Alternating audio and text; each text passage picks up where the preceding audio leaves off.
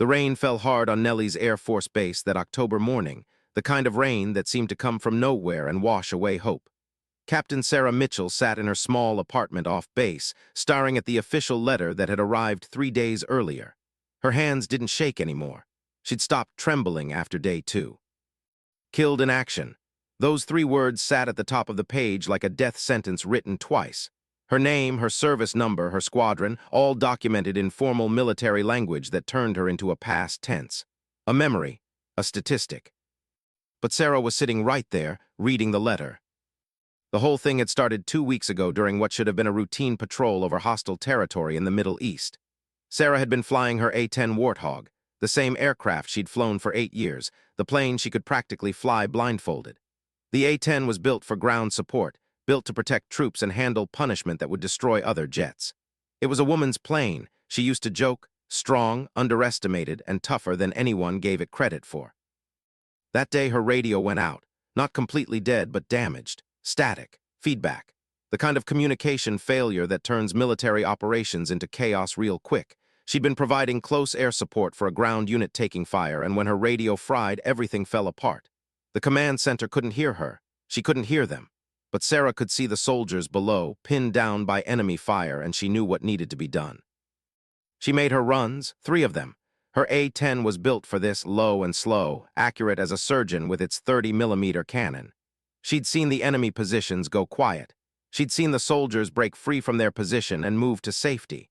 From her perspective up there in the cockpit, the mission was accomplished. Then the surface-to-air missile came out of nowhere. Sarah felt the impact before she heard it. The whole right side of her aircraft shuddered like it was being shaken by God's hand. Alarms screamed. Red lights flooded the cockpit. Fire warnings, hydraulic failures. Her beloved A-10, tough as she was, had taken a direct hit. For someone else, that would have been the end. But the A-10 was built with redundancy, and Sarah had 8 years of experience. She nursed that wounded bird back toward friendly territory. Every second felt like a year. The controls were sluggish. The engine on her right side was compromised, but the A-10 was a fighter, and so was Sarah. She made it to the airfield, crashed the bird, but she made it. Ejected clean, hit the ground running, medics got to her within minutes. That was supposed to be the story of Captain Sarah Mitchell, pilot who brought her damaged aircraft home, who'd supported troops in danger, who'd made the hard decisions that saved lives. Instead, someone in the command center made a different call. In the confusion of her radio going down, of her making those attack runs without communication, of the surface-to-air missile taking out her aircraft, the military's record-keeping system had received a final report. Captain Sarah Mitchell, confirmed KIA, aircraft destroyed, no survivors. No one bothered to check when she walked into the hospital 3 hours later. The mistake had compounded over days and then weeks. The official paperwork had been filed. Her next of kin had been notified. Memorial services had been planned. Her best friend, Major Tom Chen, had been informed. Her family in Colorado had received the knock on the door that no family wants to receive. And then the military realized they'd made a mistake. Captain Sarah Mitchell was alive. But instead of being celebrated for surviving and completing her mission, instead of being honored for her bravery, instead of being welcomed back as the fighter she was, something else happened. Something uglier. The command structure decided she was a problem. She'd flown without proper authorization after her radio failed. She'd made tactical decisions without communication to command. She'd risked a multi-million-dollar aircraft. Sure, she'd done it to save lives, and sure, it had worked out, but she'd broken protocol, and worse than all that, she'd made some senior officers look bad because they'd written her off. They'd marked her dead and reported it up the chain. And when a female pilot's judgment could be questioned, when a female pilot could be blamed for a radio failure that wasn't her fault, when a female pilot could be the scapegoat for a system failure. Well, that was convenient, wasn't it? Sarah had learned early in her career that being a woman in the cockpit meant fighting twice as hard to earn half the respect. She'd been told she didn't belong. She'd been passed over for promotions. She'd had her flight decisions questioned by men who'd never flown combat missions. She'd heard the jokes, the veiled comments about whether women were emotionally stable enough for high-stakes flying. She'd heard it all, and she'd proven them all wrong, year after year, mission after mission. But proving them wrong had made her enemies, too. Now, with the killed in action designation officially rescinded and replaced with medical discharge pending investigation, Sarah found herself in an impossible position. She was alive, but her career was dead. The official story that was forming blamed her poor judgment.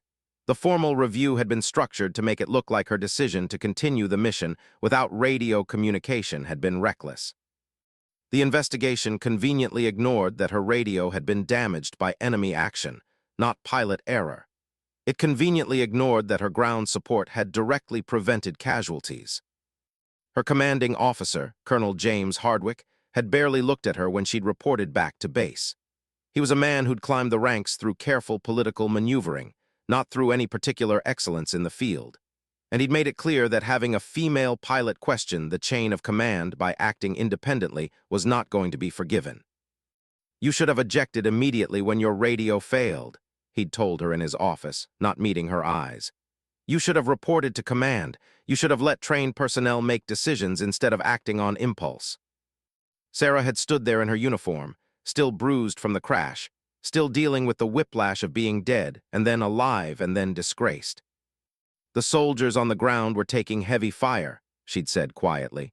"My weapons officer confirmed that the enemy positions I engaged were legitimate threats. The close air support was effective. Casualties would have been severe if I hadn't." "You didn't follow protocol," Hardwick had interrupted. "And now we're dealing with a media situation. The story got out that you were marked KIA and then showed up alive. The news is calling it a miracle. They're starting to ask questions about whether the confusion was command error. And I'll be honest with you, Mitchell, that's not a narrative I need right now." There it was, the real issue. Not her bravery, not her judgment, not even her actions. The real problem was that she'd made the military look bad. Or rather, she'd made Colonel Hardwick look bad. And in the military hierarchy, making your commanding officer look bad was a career-ending mistake. The medical discharge was moving forward. Supposedly, she'd suffered too much trauma to continue flying. Supposedly, her judgment was compromised. Supposedly, it was in her best interest to leave the service and move on. Sarah knew better. She knew exactly what was happening. She was being disappeared. She was being silenced. And the best part from the military's perspective was that she couldn't really fight back without looking bitter or unstable or like exactly the kind of emotional woman they were suggesting she was. She was a survivor of a crash, a hero of a botched rescue attempt, and an embarrassment to the men who wanted her gone. She sat in her apartment with the letter in her hands, watching the rain, and she made a decision.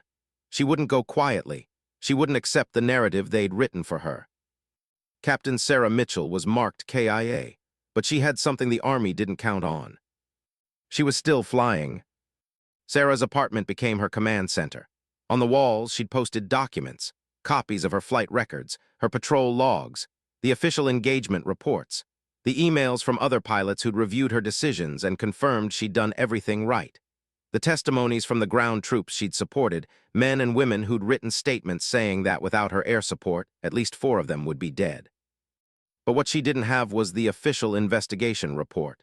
What she didn't have was access to the communications logs that showed exactly when and how her radio had been damaged. What she didn't have was the flight data from the missile strike that had taken out her aircraft. What she didn't have was the official truth. And that was the problem. Sarah had been given a deadline for her medical discharge, 30 days to get her affairs in order. After that, she'd be out of the military, stripped of her career, stripped of her security clearance, stripped of everything she'd worked for since she was 18 years old. 30 days, it felt like both too much time and not enough. She made her first move carefully. She reached out to a reporter at the military news desk, Major Lisa Gonzalez, who worked at the Department of Defense press office. Lisa had been a friend once before Sarah's career had gotten too good and Lisa's had plateaued. Before the competition between them for the same promotion had made things awkward. But Lisa was still connected. Lisa still had access to records, and Sarah was willing to bet that Lisa, of all people, would understand what was happening. "I can't talk about this," Lisa said when Sarah called her, not even bothering with hellos. "If I'm involved in any way, if anyone finds out I spoke to you." "I'm not asking you to speak to me publicly," Sarah interrupted. "I'm asking you to tell me who I should be talking to, a journalist, someone who covers military stories, someone who cares about the truth." There was a long pause. The truth is complicated, Sarah. The truth has politics. The truth gets people in trouble. I'm already in trouble, Sarah said quietly.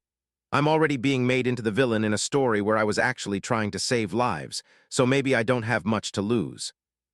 Lisa gave her a name, David Morneau, a journalist who'd won a Pulitzer Prize for uncovering military corruption. He was based in Washington, D.C., and he was someone who actually cared about the real stories. Sarah sent an email that night, carefully worded, professional, just the facts. She didn't ask for anything except a phone call. The phone call came the next morning. David Morneau had a voice that sounded like crushed gravel and old books. Cigarette smoker, probably, though she wouldn't smell that until they met in person. He asked her 4 questions, listened to her answers, and then said, "I need to see your file, the official one, not just your side of it. I need the command's documentation." "I don't have access to all of it anymore," Sarah admitted. "My security clearance is being revoked, but I know someone who might be able to get copies." She was thinking of Tom. Major Tom Chen, her best friend, her weapons officer, the man who'd been in the back seat of her A-10 during that final mission. Tom had made it out with her. Tom understood what had really happened. And Tom, unlike Sarah, still had full access to military records. Getting Tom to help was the next test. She met him at a coffee shop off base, neutral territory. Tom looked uncomfortable the moment he sat down, like he was worried someone was watching them. He probably was. But Tom had always been one of the good ones. He believed in doing what was right. That didn't always align with what was smart in terms of career advancement, which was probably why he was still a major and not a colonel. "What you're asking me to do could destroy my career," Tom said after she'd laid out what she needed. "I know," Sarah said. "I'm not going to pretend it won't, but Tom, I'm being destroyed anyway, and the truth is being buried, and the official story is a lie, if you can help stop that." "I have a family," Tom said. "I have daughters. I think about what kind of world I'm leaving them." Sarah didn't respond to that. She just waited. "Give me a week," Tom finally said. "I might be able to access some of it. Official records, nothing classified, nothing that would be a security risk. But Sarah, if this gets back to command." "It won't," Sarah said. "Not from me." Tom helped her. Over the course of the next 2 weeks, he provided her with photocopies of official records, flight data analysis, communications logs that showed exactly when her radio had been compromised by electromagnetic pulse from an enemy weapon system, engineering reports on the missile damage to her aircraft. All of it documented, all of it official, all of it proving that everything Sarah had done was justified, correct, and ultimately heroic. And all of it painted Colonel Hardwick as a man who'd made a clerical error, and then decided to cover it up by destroying a pilot's career rather than owning the mistake. David Morneau came to Nevada to meet with her. They sat in her apartment, surrounded by documents, and he read through everything with the careful attention of someone who understood exactly what he was looking at. "This is solid," he said finally. "This is a real story. Woman pilot, marked dead by friendly fire in the bureaucracy, survives, comes back to find herself blamed for the command failures that got her marked dead in the first place. The irony alone would sell papers. But more than that, this is about how the military protects its own when its own makes mistakes, and throws out the people who don't have the political connections to protect themselves." "So you'll write it?" Sarah asked. "I'm going to try," David said. "But I need to warn you, this is going to be ugly before it gets better. Once this story comes out, you're not going to be a sympathetic figure to everyone. Some people will say you violated protocol. Some people will say you're a woman who can't handle the pressures of combat. The military will go on the defensive. You're going to get attacked." "I've been attacked before," Sarah said. "I flew over hostile territory. I know what incoming fire looks like." David smiled at that, a grim smile but genuine. The article came out on a Thursday. It hit the front page of the Washington Post with a photo of Sarah in her flight suit, standing next to her damaged A-10. The headline read, "Captain Sarah Mitchell, How the Military Scrapped a Hero's Career to Cover a Mistake." Within hours, it had gone viral, not just military websites picking it up, not just news outlets. Social media was flooded with the story. Veterans were weighing in. Women's organizations were calling it a scandal. The Air Force's press office was in full damage control mode. And Colonel Hardwick was nowhere to be found. Officially, he was taking a brief leave of absence for personal reasons.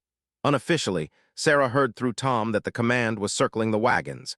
An investigation was being launched. But this time, it wasn't an investigation into Sarah. It was an investigation into how the killed in action designation had been wrongly issued, how the paperwork had become corrupted, how the discharge proceedings had been based on faulty information. It was, in other words, an investigation into how the military's own systems had failed, with Colonel Hardwick conveniently positioned as a regional commander who'd just been executing flawed orders from above. Sarah watched the news coverage that night in her apartment, and she realized something hard and true. The system was going to protect itself. It was going to admit mistakes at the lowest possible level. It was going to discipline someone, probably someone expendable, and then it was going to move on. This was how it always worked. The powerful protected the powerful, and everyone else was collateral damage. Unless someone didn't let them. Sarah picked up the phone and called David Morneau. "We're not done," she said. "There's another story here, a bigger one. It's not just about what happened to me. It's about why women pilots keep getting pushed out. It's about why women in the military keep getting treated as problems instead of soldiers. It's about systemic issues, not just one man's mistake." On the other end of the line, she heard the scratch of a pen, the sound of someone taking notes, someone listening, someone who understood that this wasn't just about one captain's career. Over the next 2 weeks, Sarah documented everything. Her entire career, laid out like a map of an undeclared war. Every time she'd been passed over for a promotion and a less experienced male pilot had been selected instead. Every flight debriefing where her decisions had been questioned more harshly than her male counterparts. Every casual comment, every joke, every moment where she'd had to prove herself twice as hard as the men next to her. She wasn't alone in this. Once her story broke, other female pilots started coming forward. Some were still active duty, which took real courage. Others were veterans who'd already left the service, who had less to lose but also less voice. They told her about the culture, about how women pilots were still a novelty to some of the old guard, about how certain commanding officers made it clear that women belonged in administrative roles or support positions, not in combat aircraft. There was Captain Rebecca Torres, who'd been grounded after reporting sexual harassment from a senior officer. The official reason given was stress-related concerns. There was Major Alicia Washington, who'd submitted her resignation after being told she was too emotional to be trusted with decision-making authority in combat situations. This was after she'd cried in a briefing when discussing a botched rescue operation where good soldiers had died. There was Lieutenant Emily Rodriguez, who was currently undergoing a medical evaluation to determine if she was psychologically fit for duty, after she'd questioned a tactical decision made by Colonel Hardwick himself. All of them, all women, all struggling against the same system. David's second article came out as a series. Part 1 focused on the systematic way women pilots were held to different standards than men. It included interviews with female pilots, with military psychologists, with experts in military culture. It presented data on promotion rates, on assignment decisions, on disciplinary actions. And it painted a picture of an institution that had changed its laws and regulations to allow women in combat roles, but hadn't changed its heart. The military's response was muted at first, then defensive. Official statements about the Air Force's commitment to diversity and equality. But here was the thing about facts and data. They didn't care about official statements. They were what they were. Sarah's family was proud of her. Her mother, who'd always worried about Sarah's safety, who'd already mourned her once when the false KIA notification came, was now worried about retaliation. Her father, a retired Marine Corps officer himself, understood the risks of taking on the system. But he was proud, too. He told her so in a phone call where he could barely get the words out, his voice thick with emotion. "You're doing the right thing," he'd said, "even when it's hard, especially when it's hard." But the right thing was also lonely. Sarah had become a lightning rod. Online, some people praised her for her bravery and her willingness to speak up. Others attacked her. They said she was being opportunistic. They said she was using her gender as an excuse for poor performance. They said she was undermining military morale. They said she should have been content just to serve quietly, to not rock the boat, to not make it worse for other women by calling attention to the problems. That last one stung the most, because it came from women too. Women who believed that staying quiet was the price of acceptance. Women who thought that drawing attention to injustice was itself unjust. But Sarah had learned something from nearly being marked dead. Life was too short to live small, and injustice that was allowed to continue was a choice, not an inevitability. Colonel Hardwick went on administrative leave pending the investigation into his command decisions. Officially, this was described as a routine military procedure. Unofficially, everyone understood it was a suspension. His political connections were being tested, and for the moment, they weren't strong enough to protect him completely. Then, 3 weeks after David's series had concluded, the military announced its decision on Sarah's medical discharge. Her discharge was rescinded. Pending a full review of her medical status by an independent board, she would remain on active duty. Her status would change from medical discharge to a new administrative category, pending official resolution. It wasn't a victory, not exactly. It was the military's way of saying that they'd made a mistake significant enough that they couldn't quietly disappear her anymore. But they also weren't going to officially admit that everything they'd said about her had been wrong. They were going to stall. They were going to delay. They were going to hope the news cycle moved on and people forgot. But Sarah wasn't done, and neither was David. The third article in the series came out on the Sunday morning of Memorial Day weekend. It was long-form journalism at its best, nearly 8,000 words, with internal documentation, interviews, and analysis. It was titled, "How the Military Failed Captain Sarah Mitchell and is Still Failing Women Like Her." It included the revelation that had come from Tom's documents. Colonel Hardwick had been informed of Sarah's survival by hospital personnel on the same day she'd arrived at the medical facility. He had received an email from the hospital commander confirming that Captain Mitchell was alive and stable, that she had sustained injuries, but was expected to make a full recovery. Despite receiving this information, Colonel Hardwick had authorized the continuation of the KIA designation for a full 5 days. During those 5 days, he had personally approved the official notification to Sarah's next of kin. He had personally approved the holding of a memorial service. And he had personally initiated the medical discharge proceedings against Sarah, all while knowing she was alive, all while knowing the whole situation was a mistake that would be discovered eventually, all while understanding that throwing her under the bus for a command failure was the easiest solution to a problem of his own making. The question the article posed was simple: why? The answer was more complicated. It involved tracking Hardwick's political affiliations, his mentor relationships, his history of promotions despite mixed performance reviews. It involved understanding how certain members of Congress were invested in keeping certain military contracts flowing to certain defense companies. It involved seeing how women who asked questions and women who didn't follow the script and women who refused to be cooperative problems were systematically managed out of positions where they might cause trouble. It wasn't a conspiracy exactly. Conspiracies required coordination and planning. This was just how the system naturally protected itself when threatened. But the documentation of it, the public exposure of it, that changed things. Within a week, Colonel Hardwick tendered his resignation. Within 2 weeks, the Air Force announced a comprehensive review of gender-related issues in officer command. Within a month, 2 senior officers who'd been involved in questionable disciplinary actions against female pilots were removed from their positions pending investigation. Were they going to prison? Were they going to be punished in any meaningful way? Probably not. They might lose their final promotion. They might be forced into early retirement. In military terms, this was a significant career hit, but it wasn't justice in the way civilian courts understood it. But for Sarah, something else had happened, something she hadn't entirely expected.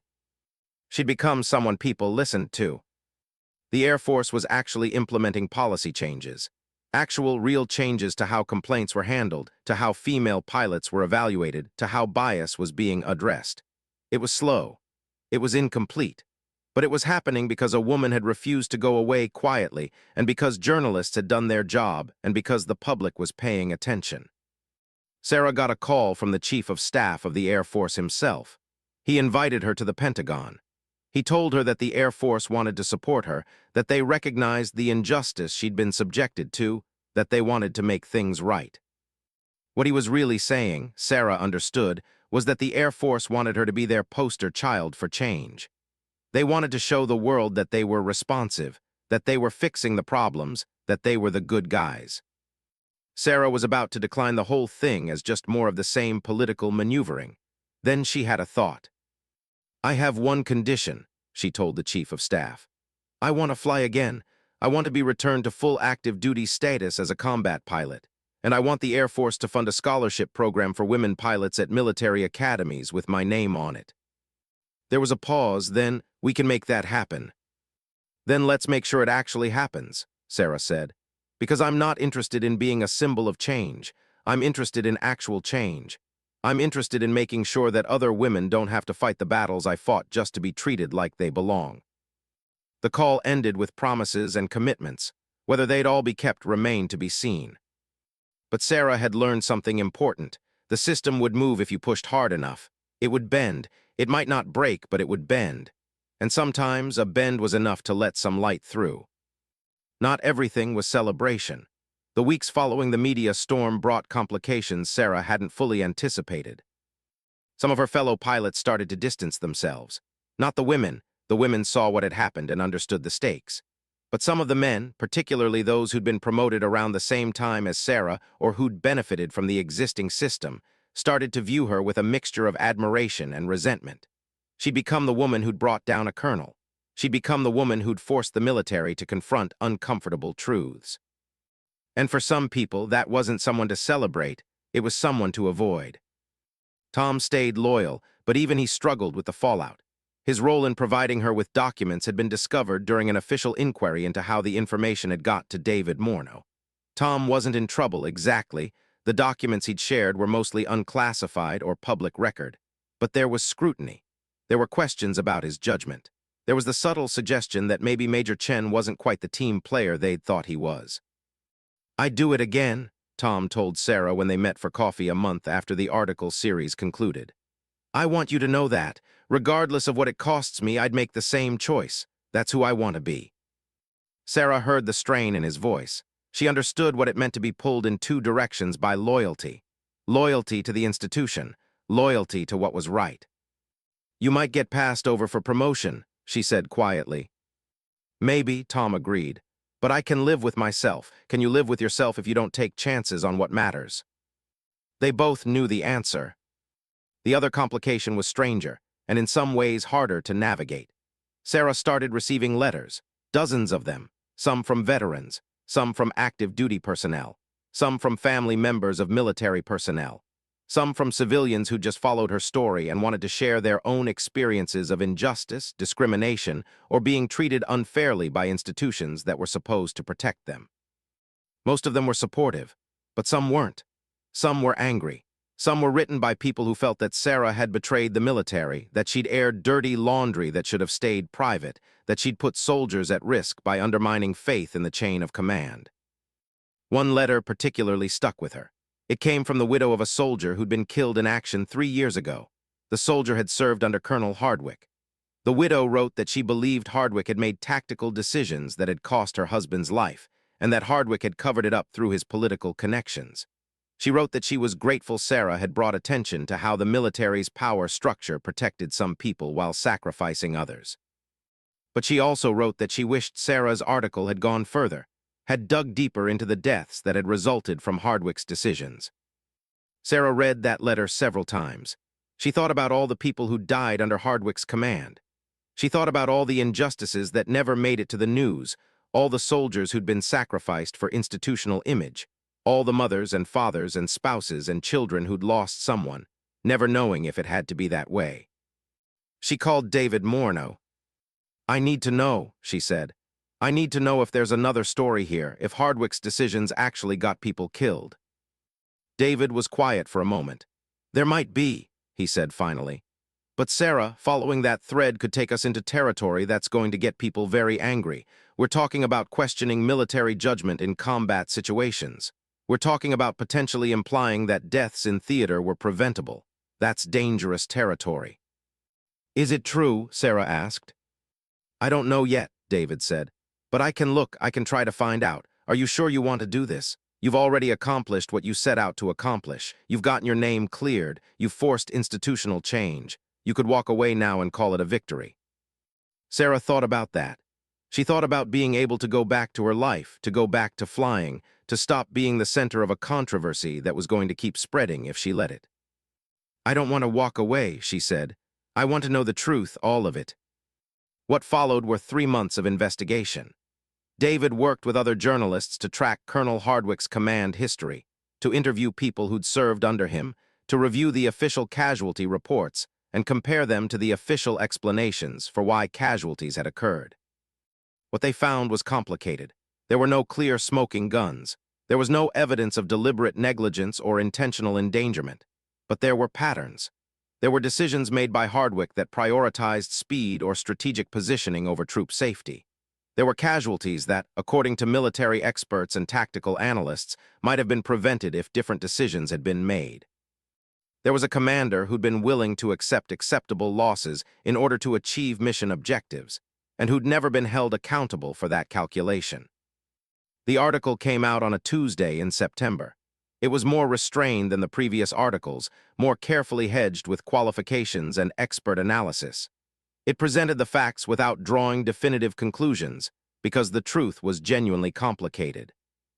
The headline read, "Did Hardwick's tactics cost lives? Military families demand answers." And this time, the response was different. This time, there were families, mothers and fathers of soldiers who died under Hardwick's command. They came forward. They said they'd always wondered if their children's deaths had been necessary, if the mission objectives that had cost their children's lives were worth it, if someone higher in the command structure had made different choices whether their children would be alive today. These families didn't have scientific proof. They had grief and doubt and the eternal question of the bereaved. What if things had been different? And the military couldn't dismiss them the way it could dismiss uncomfortable truths about gender discrimination or systemic bias. These were families. These were Gold Star families. These were Americans who'd sacrificed everything to their country. The reaction to David's article was fierce and immediate. Senator Thomas Mackenzie, whose state included a major military base where some of Hardwick's service had occurred, called for a formal investigation into whether Hardwick's command decisions had been appropriate. Military analysts who'd previously praised Hardwick's record began to reconsider their assessments. News outlets that had previously stayed neutral on the issue began to question whether the military was adequately investigating its own leadership. And through it all, Sarah's name was attached to the push for truth. She wasn't the only person demanding accountability anymore, but her credibility had made this possible. Her willingness to speak up, to provide documentation, to refuse to accept the official narrative, had opened a space where other people could also demand truth. But it had also made her a target in ways she hadn't fully understood. She started getting phone calls from people warning her to back off. Some were just voices on the line. Some left messages. None of them made explicit threats, but the implication was clear. There were people who wanted this to stop, who wanted Sarah to be satisfied with what she'd already won, who wanted her to stop pushing further into uncomfortable terrain. Her security detail was increased. The Air Force assigned her a protection detail, officially for her safety, unofficially to keep an eye on her, to know where she was and who she was talking to. Sarah understood the chess game now. She'd become powerful in a way that made powerful people uncomfortable, and powerful people didn't like to be uncomfortable. One night, sitting in her apartment with armed guards stationed outside, Sarah realized something. She wasn't just fighting for herself anymore. She was in a position to fight for people who didn't have her voice, her platform, her credibility. And that was a responsibility. That was also a burden. She called her father. "Am I doing the right thing?" she asked him. "Or am I just making things worse? Am I changing things, or am I just stirring up more trouble?" Her father was quiet for a long moment. Then he said, "Sarah, in my 30 years of military service, I saw a lot of people who wanted to do the right thing but were afraid of the cost. I saw a lot of people who were content to look the other way because it was easier. But I also saw people who looked at injustice and said no. Those people changed things. Sometimes the change was small, sometimes it was slow. But they changed things, and I never heard any of them say they regretted it. Not when they were being honest." "This could destroy my career," Sarah said. "Or it could make your career mean something," her father replied. Sarah made her choice then. She decided to keep pushing. She decided to keep demanding truth. She decided that if the military was going to try to silence her, they were going to have to work for it. But she also made a decision about how far she was willing to go. There were lines she wouldn't cross. Investigations she wouldn't push into that weren't hers to push into. Battles she would let other people fight.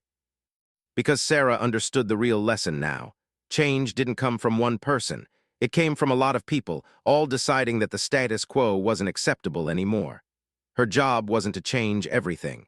Her job was to use her voice to help other people find theirs. 6 months after the first article broke, Sarah was back in her A-10, not in combat. That would take longer, would require more evaluations and sign-offs and bureaucratic clearance. But she was in the cockpit doing training runs, proving to the Air Force that she was still the pilot she'd always been. Still capable, still sharp, still worth trusting with $3 million of aircraft and a mission that could cost lives if done wrong. The first time she lifted off, she cried. She didn't let anyone see. She waited until she was alone in the cockpit up above the clouds before the tears came. Relief, fear, grief, joy, all of it mixed together, impossible to separate. This was her home. This was where she belonged. No matter what anyone else said, no matter what the system tried to do to her, this was the place where everything made sense. She landed 2 hours later and filed her report like nothing had happened. But things had changed. The investigation into Colonel Hardwick was continuing, but it had moved away from Sarah's direct involvement. She'd handed off the story to David and to the families who had their own questions and their own right to demand answers. She was still available for interviews if needed, still willing to support the investigation with her testimony and her documentation. But she wasn't driving it anymore. Instead, she was focused on something new. The Air Force had approved the scholarship program she'd requested, the Sarah Mitchell Scholarship for Women Aviators. The first round of applications came in, and Sarah found herself on the review board, looking at essays and qualifications, and seeing the future in the faces of young women who wanted to fly. There was a 17-year-old girl named Maya from Nebraska whose essay talked about seeing the news coverage of Sarah's story and thinking, for the first time, that maybe being a pilot wasn't just a dream for boys. There was a 19-year-old woman named Jessica from California whose father had died in combat and who wanted to honor his memory by doing what he'd always supported. There was a 21-year-old named Keisha from Georgia who'd been told her whole life that girls from her neighborhood didn't become military pilots, and who'd decided to become one anyway. Sarah read their essays, and she understood something deeper than she'd understood before. Her fight wasn't just about clearing her own name. It was about opening a door for other people to walk through. It was about making it possible for women to see themselves as belonging in the cockpit. It was about changing the narrative. She called David one afternoon and told him her perspective had shifted. "I don't want to keep chasing stories about injustice," she told him. "Don't get me wrong, I think that work is important. I think you should keep doing it. But I want to spend my energy on something else now. I want to actually change how women are treated in the military. I want to mentor other female pilots. I want to make sure that the next time a woman does something remarkable, she doesn't have to fight a second battle just to be believed about it." "That's more important work than chasing stories," David said. "Believe me, I know that. I wanted to tell stories because I wanted to change things, but you're actually going to do it. That matters." Colonel Hardwick was forced into retirement 3 months later. It wasn't because of the investigation into his command decisions that continued in bureaucratic limbo, probably never to be fully resolved. It was because his political protection had finally worn thin. He'd become too much of a liability. The Air Force was happy to move on to other problems. He left the service with his pension intact, with his honor formally intact, without ever being directly held accountable for anything. It was unsatisfying as an ending. It was also realistic. The military looked after its own, even when its own had done things that deserved more serious consequences. But Sarah found she could live with that unsatisfying ending, because the unsatisfying ending also meant that she was free. She was no longer defined by her fight against Hardwick. She was free to build something new. That new thing started with a conversation with Major Alicia Washington, the pilot who'd been told she was too emotional for command. Sarah reached out to her, eventually bringing her back into military service in a new role. Not as a pilot, Alicia had moved on to other things, had built a life after the military. But as a trainer, as someone who could help shape how women were treated in the cockpit, as someone whose voice mattered. Then there was Captain Rebecca Torres, who'd been grounded after reporting sexual harassment. She was ready to come back, too. And with the institutional changes that had been made, with the new oversight mechanisms and the new reporting structures, it was possible for her to return without having to accept the blame that would have fallen on her under the old system. These women became Sarah's network. They became her allies in a different kind of mission, Not a combat mission. A cultural mission. A mission to transform what the military looked like, what it valued, how it treated people who were different or who asked difficult questions. It was slower work than flying combat missions. It was less dramatic. It didn't produce headlines. But it was, Sarah increasingly understood, more important. She got a new commanding officer, Colonel Rebecca Simmons, who was herself one of the first generation of women fighter pilots. Rebecca understood the landscape because she'd navigated it herself. She was demanding but fair. She pushed Sarah hard, but she also protected her. She believed in her. One afternoon, after a particularly tough training mission, Rebecca called Sarah into her office.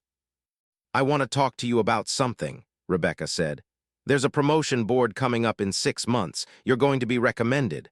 I want you to know that in advance so you can prepare yourself." Sarah's first instinct was to say no. Promotion meant more administrative work, meant less flying. Promotion meant being moved further away from the cockpit, closer to the kind of command decisions that had created so many problems in the first place. "I'm not sure I want it," Sarah said honestly.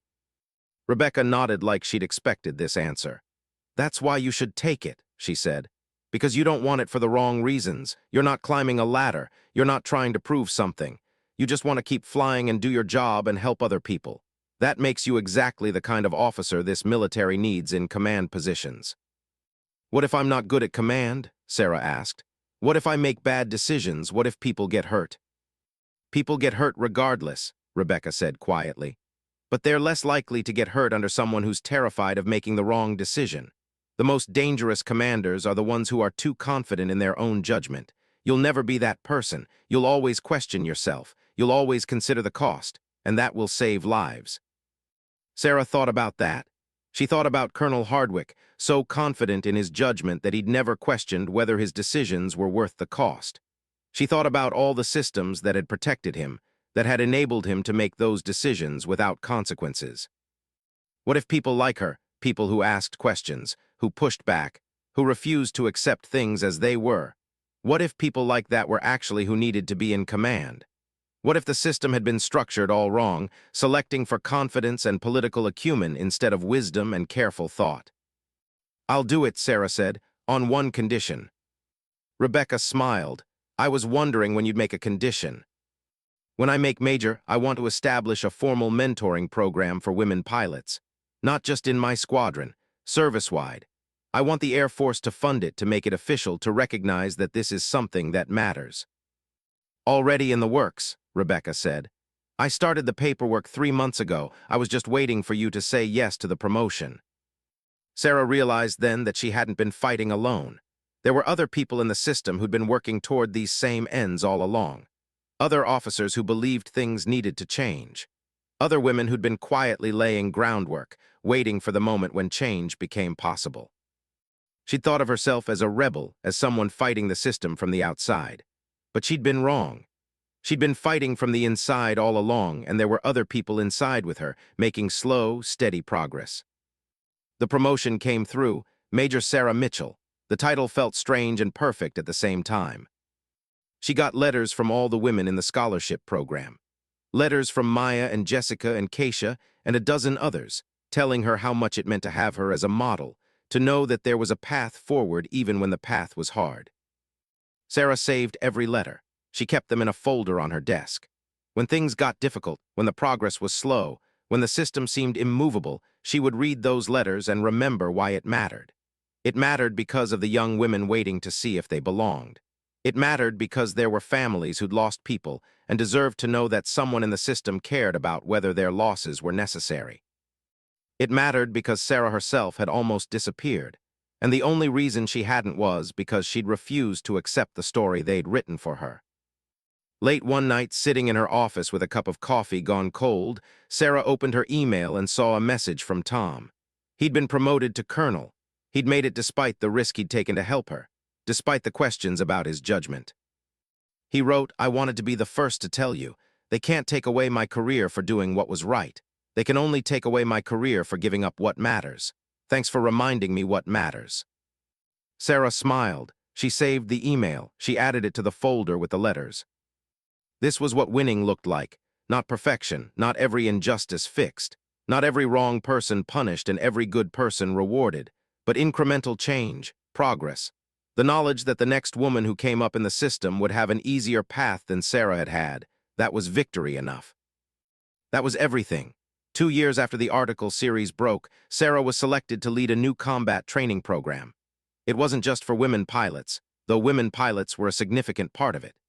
It was for all pilots who wanted to learn the kind of close air support tactics that Sarah had pioneered, the kind of decision-making that required being able to think independently while still supporting the overall mission.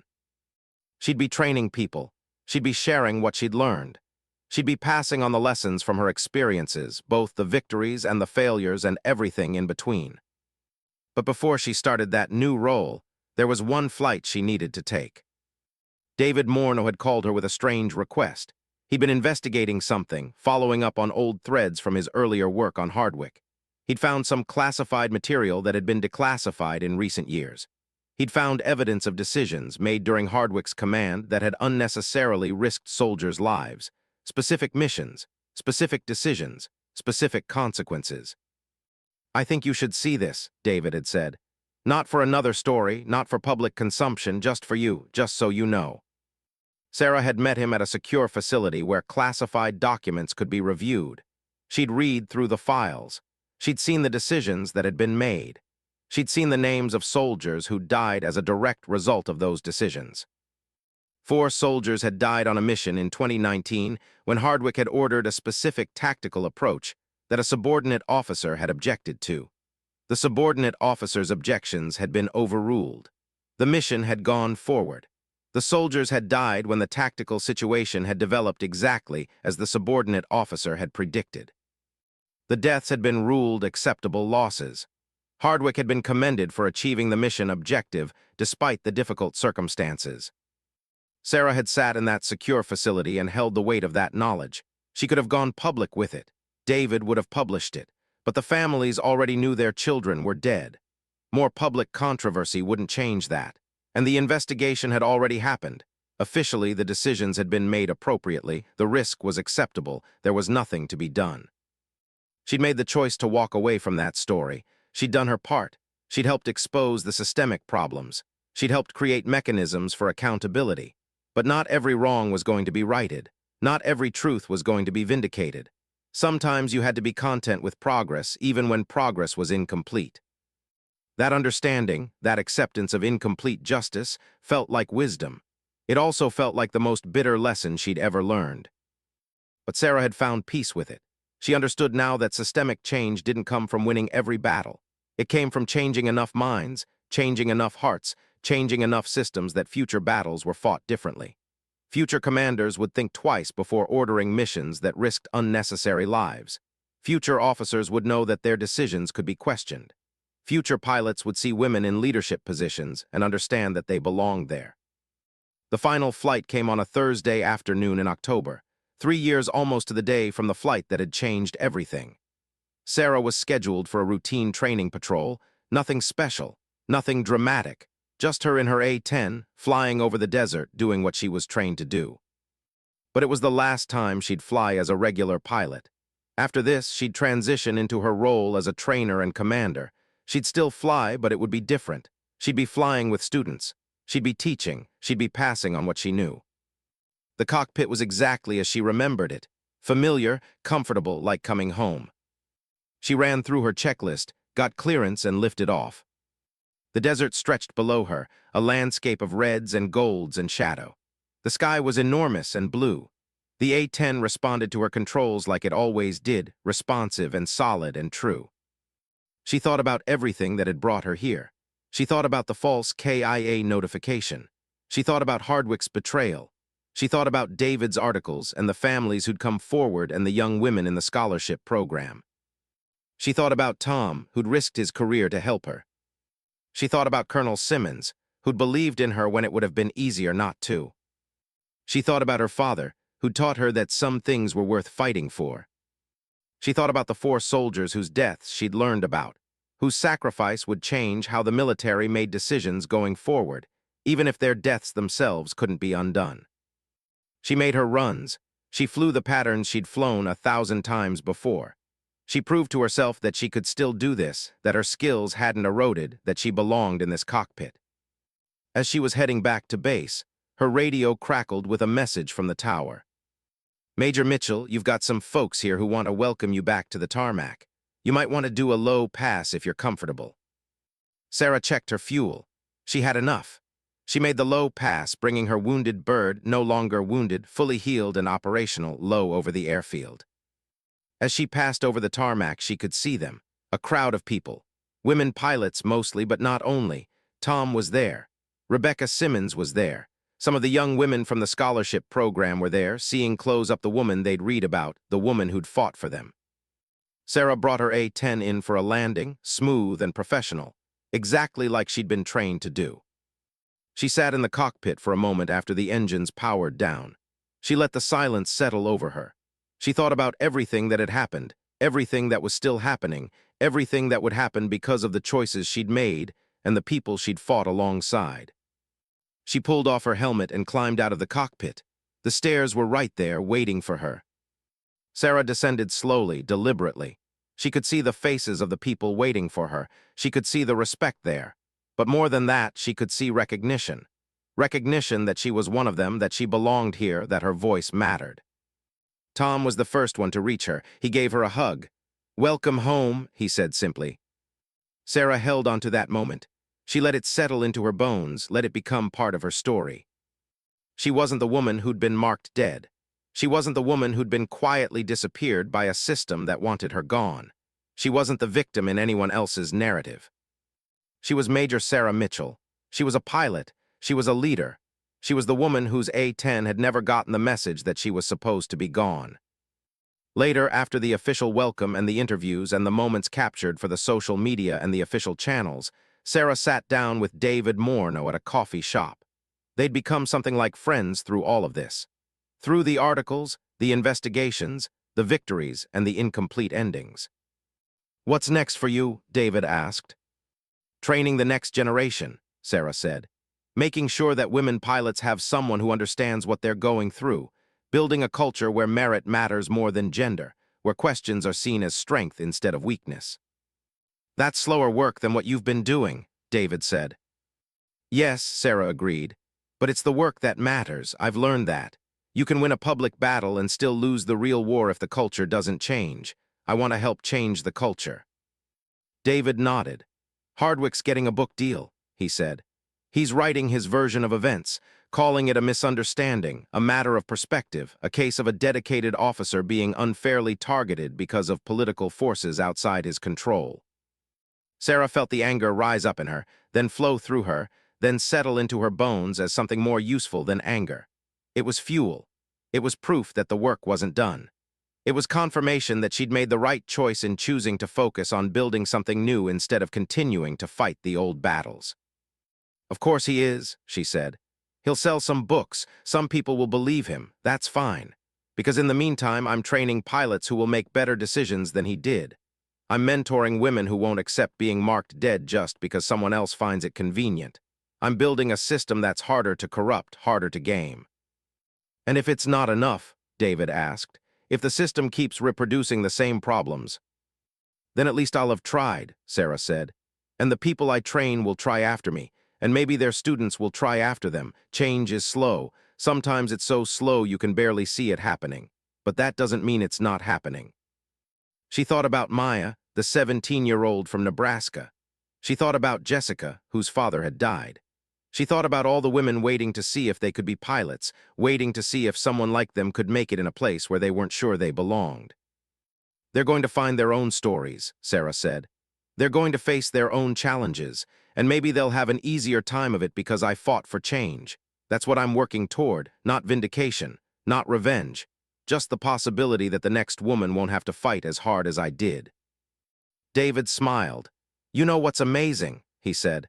"When you talked to me 2 years ago, you were angry. You wanted justice. You wanted accountability. You wanted Hardwick destroyed." "I still do," Sarah said. "I still believe in justice and accountability, but I've learned that what I want and what's actually possible are two different things. I've learned that the best revenge is not living well, it's building something better than what existed before." It's taking all that anger and all that hurt and channeling it into something that actually helps people. She stood up to leave, finished her coffee, ready to head back to base. "One more thing," David said. "The families of those 4 soldiers who died under Hardwick, they've requested a formal review of their children's deaths. They want to know if the decisions were justified. They want the record to reflect what actually happened." "Will it change anything?" Sarah asked. "Probably not legally," David said. "But it will change what's in the official record. It will change the historical truth of what happened. Sometimes that matters." Sarah nodded. That mattered. It definitely mattered. She walked back to her car, her flight suit still bearing the dust of the tarmac, her mind already moving toward the next training session, the next student, the next opportunity to pass on what she'd learned. Behind her, the A-10s sat in their hangars, waiting for the next day's missions. They were built strong and built tough. They were built to last. They were built to keep flying even when the odds were against them. And so was Major Sarah Mitchell. She'd been marked dead, but she'd kept flying. She'd been disgraced, but she'd rebuilt herself. She'd been pushed down, but she'd stood back up. And now she was going to make sure that the next woman who got pushed down had a place to stand, had someone who understood, had a path forward that didn't require her to fight twice as hard just to be believed. The mission wasn't over, it was just beginning. And Sarah Mitchell, who'd refused to disappear, who'd refused to be marked dead, was going to fly it home.